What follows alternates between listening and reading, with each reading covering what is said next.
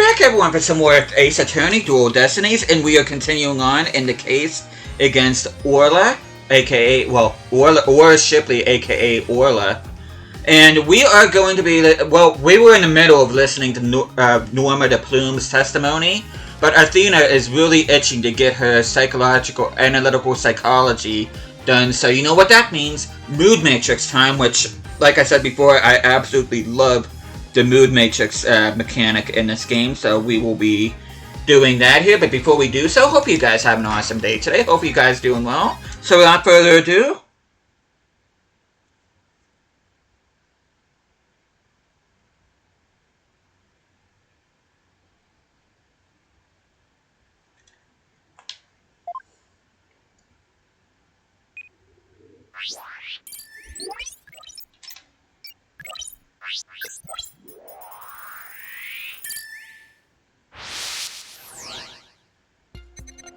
the killer whale's behavior was exactly the same as a year ago. As I approached the pool, the killer whale suddenly started singing. I was calm when I saw it started ahead, but wait a minute. That's pinpoint sadness. Mr. Plume, Orla really frightened you with her headbutting, didn't she? Don't be absurd. I certainly was not frightened by the likes of any killer whale. Must have been something else that scared her then, boss. However, I do remember being very afraid for some reason while I was doing that. Sounds like maybe you saw something we haven't discussed yet. Take your time and try to remember what it was. What did you see? This is practically turning into a counseling session. I saw something. Oh, I remember now.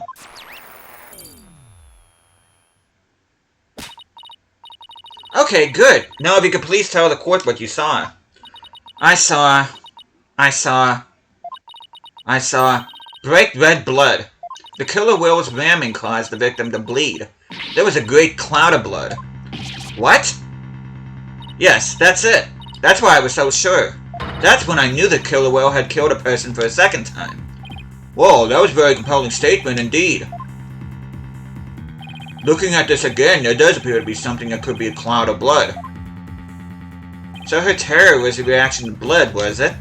That would certainly explain what happened yesterday. Please take a look at blood-stained coin. Eek! Cease and desist at once. What kind of man shows a lady blood? Ugh, she doesn't have to get so worked up. I was badly injured during an interview once. Ever since then, I've been terrified of blood. The very sight of it dreadfully upsets my delicate sensibilities. This is a bad turn. If Miss Plume saw blood, then does that mean Orla really did attack the victim? It would appear that orcas are even more vicious than I am. So, how does it feel to be thoroughly rammed by your own cross-examination, right, Dono? Well, what do we do now, boss? That testimony is not all what I expected to hear. Wait a minute. There's still some discord left in Mr. Plume's heart. What? You mean there's more? Yes, but there's no telling what it is. It could be something even more damaging. Is there even anything left of our case to damage? Well, whatever it is, we have to face it head on. Athena, you believe in Orla, right? If so, there's no reason for us to shy away from the truth. Yeah, you're right. I know we can handle the truth, whatever it is, so let's delve a little deeper. You got it, boss. The killer whale's behavior was exactly the same as a year ago. As I approached the pool, the killer whale suddenly started singing. After it started headbutting, I saw that awful blood and was terrified. But when the pirate hat and the victim came floating up, I let out a scream.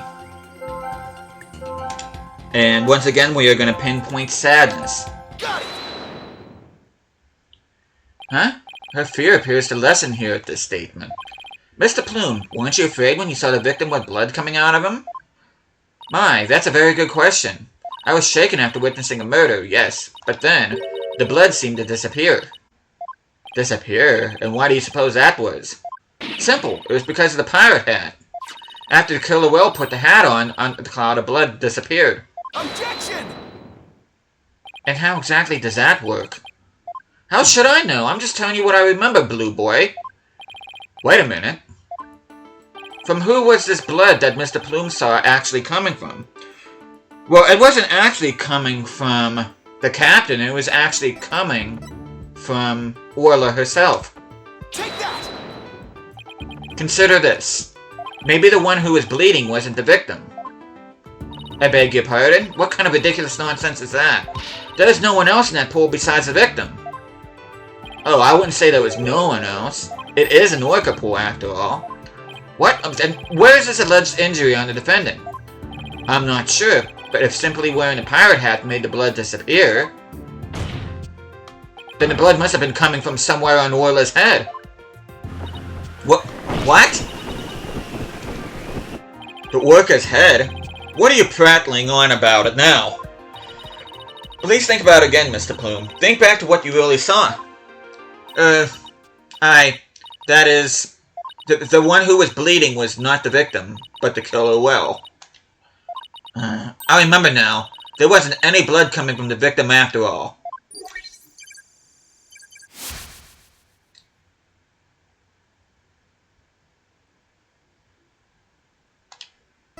Poor Orla. Noise level is down to 0? We did it! Analytical psychology got us what we needed from her. That is a huge help, Athena. It's also pretty dicey for a while, though. Well, this is a surprise. The blood the witness saw was the defendant's, not the victim's. That is correct, and since there was no blood coming from the victim, there's only one thing we can conclude. That what Mr. Plume witnessed was not the moment of the murder as she claims. Objection! I thought you were unarmed, but it turns out you were concealing a sword all along. Nevertheless, it is far too dull, cut to the bone. Meaning? I grant that what the witness saw was not the victim's blood, but it proves nothing. After all, being rammed doesn't always result in a wound that bleeds, does it? Death from an internal hemorrhaging is also a possibility. He has a point there. If you wish to challenge me to a duel, you'll need a sharper blade than that, right, Dono? I demand evidence that proves the witness did not see the moment of the murder. There must be something. Think, Phoenix. If I'm correct and the victim's death occurred, well, it would have had occurred before the Plume saw it. If the victim was already dead when Orla started her headbutting, then that would mean he died sometime before Mr. Plume was watching her. The events Mr. Plume witnessed took place at around 10:10 a.m. I must have something that can tell us about what happened before 10:10 a.m., and I believe we do by means of the security footage. Take that! We've only seen the footage from 10:09 to 10:10 a.m., which means there's still footage going further back than that we need to check. Your Honor, I request that all of the security footage be played for the court. All the footage? Mr. Plume witnessed the cloud of blood at around 10:10 a.m., but I believe the victim was already dead by that time. So your assertion is that the murder took place before Mr. Plume arrived? Exactly. The security camera footage starts at 10 a.m. when the aquarium opened. And I believe there's vital evidence in the 10 minutes before. You are quite the gambling man, right, Dono? Are you honestly willing to risk everything on these mere 10 minutes? I've bet on slimmer chances before, but when he puts it that way... Hold it! My boss is no coward, Prosecutor Blackwell, so I suggest you get ready to eat humble pie. Uh-oh, I can't back down now. Well, the defense is that confident in its importance. Prosecutor Blackwell, the security footage. Let's go ahead and save. I should have saved earlier than this, but I didn't.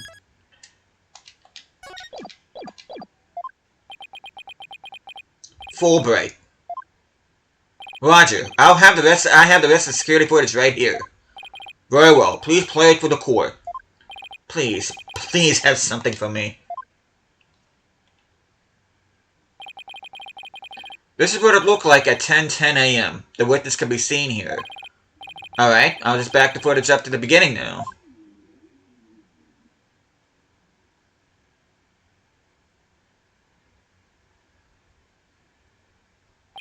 Appears Mr. Plume hasn't arrived yet at this point. Now to see if I can find something before this point in time.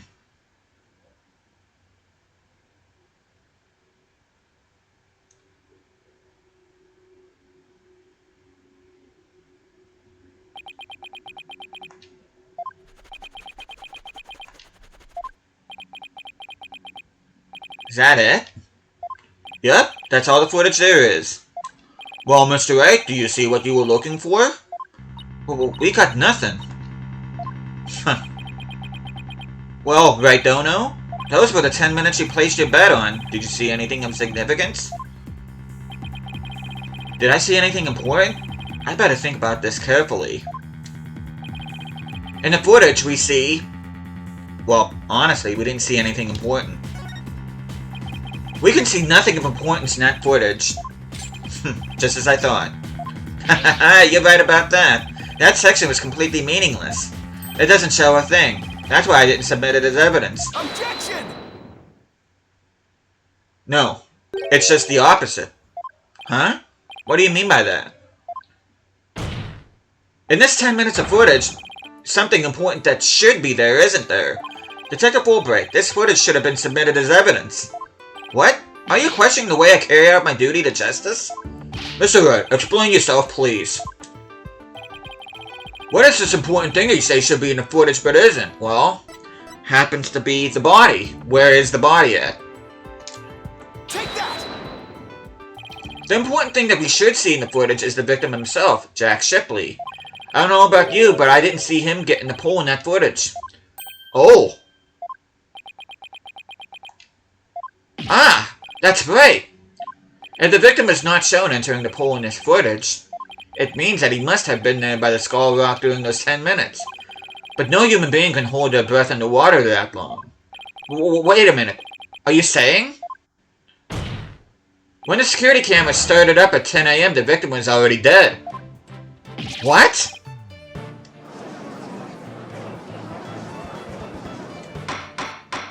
Order. Order in the court. If that's the case, then when was the victim murdered? I don't know, Your Honor, but we now know it had to have been sometime before 10 AM. Therefore, this footage can no longer be called decisive evidence against my client. But there is no one else who could have killed the victim. Not necessarily. The defense believes that the true culprit may have been human, and we have evidence to back up our theory as well. Do you know, I would be very interested in seeing this evidence. The defense's trump card, that thing we found during our investigation yesterday. I wouldn't go so far as call it decisive, but now it's the time to play it. Very well, Mr. Wright. Please submit your evidence. What evidence shows that the crime may have been committed by a human? Well, it was the piece of evidence that made us go into trial to begin with, and that is the blood-stained coin. Take that! What's this? A coin? Yes, a fake coin used in the Aquarium's pirate show. We found it beside the pool. This coin is quite possibly a real murder weapon. This tiny little coin is the murder weapon? Mr. Wright, if this is another one of your bluffs... As they say, the bolder the presentation, the less confident the solicitor. This is no bluff, and this isn't the only coin. There are 300 of these coins in all, weighing a total of about 7 pounds. This one just happens to have blood on it. Did you have the blood analyzed, see whose it is? Not yet. But there were coins scattered all around the body, and the victim had a head wound. Taking these things into account, I believe it has to be the victim's blood. So, to put it together, we have about 7 pounds of coins by the side of the pole, one of them with a blood stain on it. I think the answer is pretty clear here.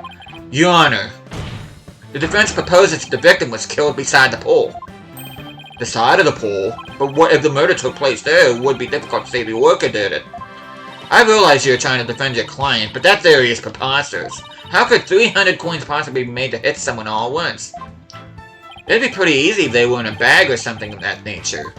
And so where is this bag the coins were in? Unfortunately, Your Honor, we recovered nothing of the sort from the scene. It's possible the culprit took it with them. They took it? The true culprit used the coins as a blunt instrument to commit murder. They then threw the body into the pool before the security cameras started up. And then they left, taking the bag of coins they were in with them. They got rid of the evidence that points to a human culprit to pin the blame on Orla. That was brilliant, Mr. Wright. You found a way to introduce the possibility of a human perpetrator. Yeah, somehow. Let's hope my luck holds out. I wonder why Prosecutor Blackwell hasn't said anything. The possibility of a perpetrator other than the defendant has now been suggested, but if we hold this possibility to be true, then what did Mr. Plume witness? That's right. I saw the killer whale attack the victim, just like it did a year ago, singing a song. Guess there still is that. Even when somebody else is the culprit, Orla's behavior still seems pretty bizarre. I wonder why she was doing the same thing she did a year ago. But is it really that bizarre? What do you mean? To explain the inexplicable, all we have to do is turn our thinking around. Turn our thinking around, huh? Sounds good to me. Time to give the old turn my thinking around method a try. Instead of trying to figure out why Orla did the same thing she did a year ago, I should consider the results that were produced by her behavior this time around. Orla sang a song, did some headbutts, and bit the victim. If the real culprit wanted to shift the suspicion onto Orla, then they would have needed to give people reason to think Orla did it in the first place. Mr. Wright, as your lawyer, how do you explain your client's actions? I believe we should think of it this way, Your Honor.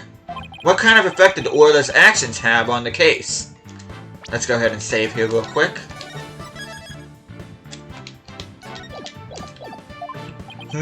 Very well. Then why don't you explain it for the court? How did the defendant's actions affect the case? Well, her actions created a witness. Mr. Plume focused her attention on the orca pool because she heard the song. The orca's act of singing a song created a witness. Created a witness? Isn't it possible that fabricating a witness was the real culprit's true intention? After all, Mr. Plume witnessed two things. She saw Orla headbutt something over and over, and she saw the orca bite the victim. Those two actions of Orla's might have been the real culprit's plot to make the witness think the orca was attacking the victim. Are you saying that the defendant was being manipulated by the true perpetrator? Exactly, and that would explain Orla's actions perfectly. But the defendant is an orca. Is it even possible to manipulate her? Yes, but there is a way. There is a way to manipulate Orla's behavior with this whistle. Take that! Is this a whistle? Yes, Your Honor. Trainers at the aquarium use whistles to issue commands to Orla. But in truth, anyone can do it, provided they know the right signals. Ah, that must be how they get Orla to do tricks for their pirate shows. The true culprit hid the body in a spot that couldn't be seen from the visitor's corridor. Then, when Mr. Plume appeared, they gave Orla the commands. In other words, Orla was manipulated by the culprit to perform a series of tricks. What? And, as for you, Mr. Plume, you were manipulated by the true culprit to play the part of the witness. Norma de Plume, was set up? I, Norma de Plume, writer extraordinaire, was used? Yeah, you were. No. Yeah, you were played like a fiddle, lady. You were played like a fiddle. Mr. Plume, please do something about your attire. That was one wardrobe malfunction I did not want to see. It would appear we need to shift our suspicion towards someone other than Orla. Prosecutor Blackwell, please have the bloodstained coin analyzed. You waste your breath. Guess even Prosecutor Blackwell can't refute the possibility of a human suspect. You did it, boss! If the crime happened beside the pool, there's no way Norca could have done it. Now, if we can only find the bag the coins were in. In light of the new discovery, it would appear that the orca couldn't have done it. Exactly, Your Honor. If the blood on the coin proves to be that of the victim, we can unequivocally overturn Orla's accusation. Objection!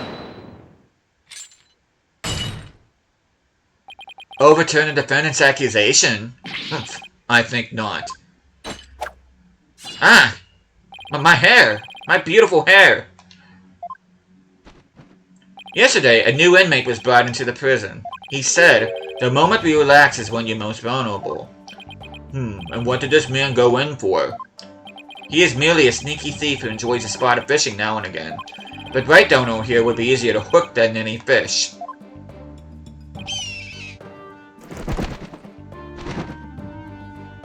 That hawk sure does love the judge's head.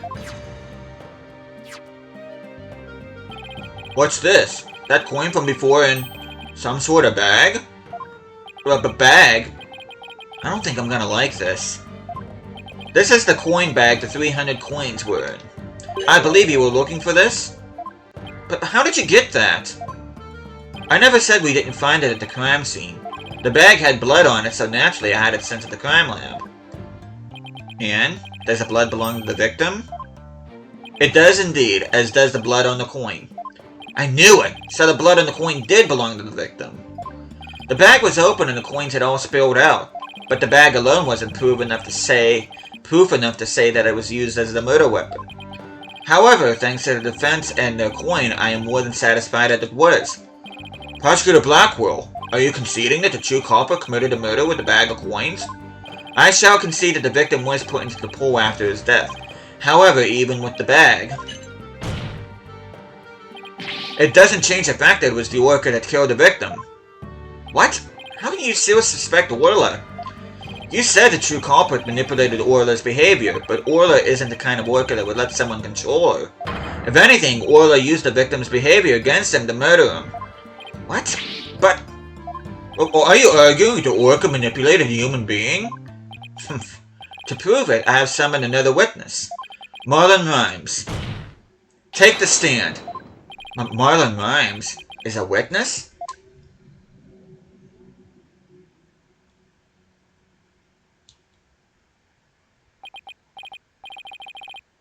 Well, don't just stand there. State your name.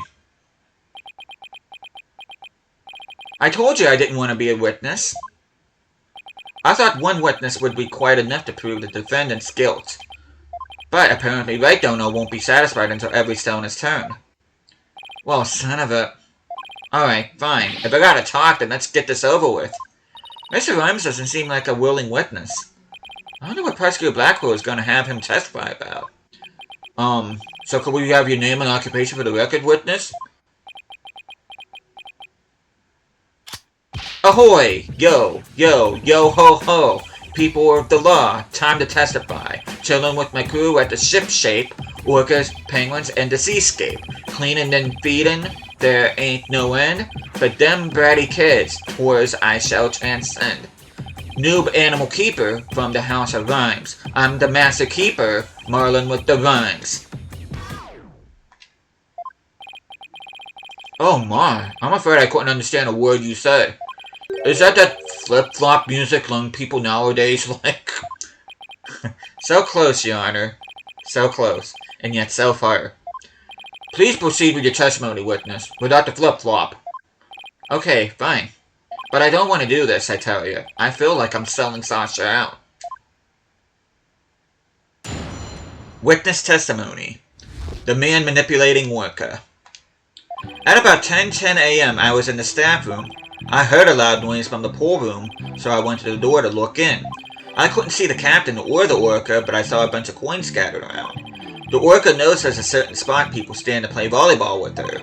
I think maybe she knocked down the stuff that was piled up there and hit the captain. So that gives us a little more info about the area around the orca pool. Orca pool diagram updated in the court record. It also has information about the area around the orca pool on the first and second floor. The pool is about 65 feet deep. The defendant made the stuff fall down. Overturned crates and assorted props were scattered all over the pool room floor. There is no doubt that it was the orca that caused the mess. Could she really have done that from within the pool? As I said, the orca is the only one that could have performed such a feat. The pool and its room were tidied the night before, including its various odds and ends. But when our rhyming Marlin took a look-see, over 400 pounds of props had fallen. To move it all in one go would challenge even a brawny prisoner in a cell next to mine. What is he, the jail gossip? So, how did 400 pounds of items fall all at once? I'll tell you how. The orca pulled on the cloth that was underneath them. A weight that could be all but possible for a human to move. Was child's play to an orca. Or should I say impossible. During a friendly game of volleyball, the defendant made the crates fall. And the bag of coins that was among the items fell on the victim's head and killed him.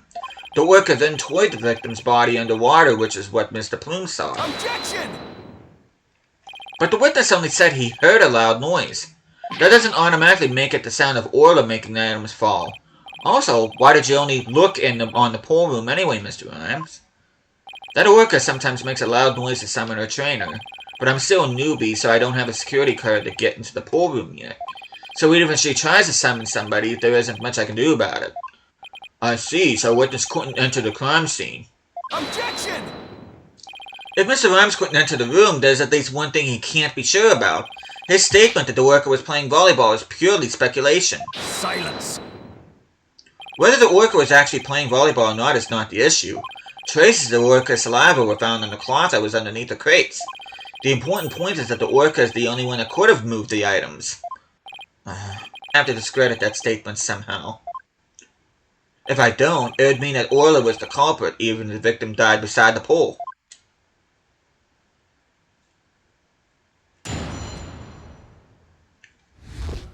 The man manipulating Orca. Let's go ahead and save here real quick.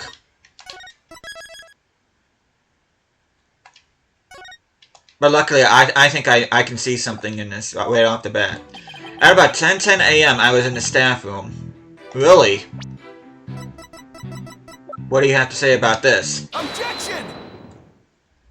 You say you were in the staff room, but is that really true? Of course it's true. Why would I lie about a thing like that?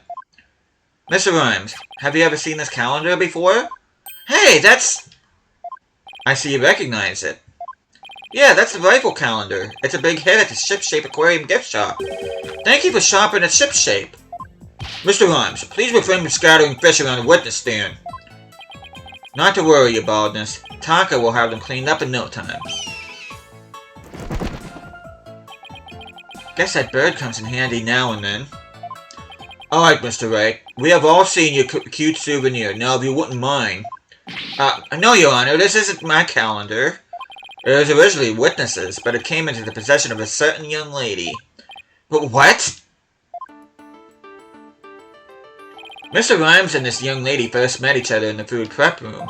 After a mishap, their calendars got switched around. They ran into each other at about 10:10 a.m. in the food prep room. So clearly the witness was not in the staff room. In other words, there's no way he could have heard the noise in the pool room upstairs. Hey there, Casey. Arr! What's this? This is the first I'm hearing about any calendar. That's because Mr. Rhymes and Pearls were keeping it a secret. You lied to me?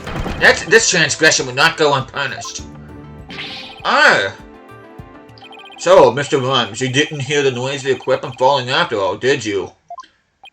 Okay, I admit it. I didn't hear the noise in the worker pool room myself, but somebody told me about it. Who told you about it? It was, unless you tell the truth, Mr. Rhymes, I can't save Orla, and I'm sure you know how sad that would make Miss Buckler. I heard about it. From Sasha. What? From Miss Buckler? But that doesn't make sense. What is going on here? Now it's the trainer's own words that drive the worker into a corner. How do you like being bitten by your own client, right, though, no? I certainly didn't see this coming. What perfect timing. There's something I wanted to ask Miss Buckler about the orca. The prosecution calls the trainer, Miss Sasha Buckler, to the stand. Yes, I suppose it would be a good idea to hear what the worker's trainer has to say. I don't know what Sasha's gonna say, but I'll just have to meet her head-on, whatever it is. We will take a 20-minute recess while the witness is summoned.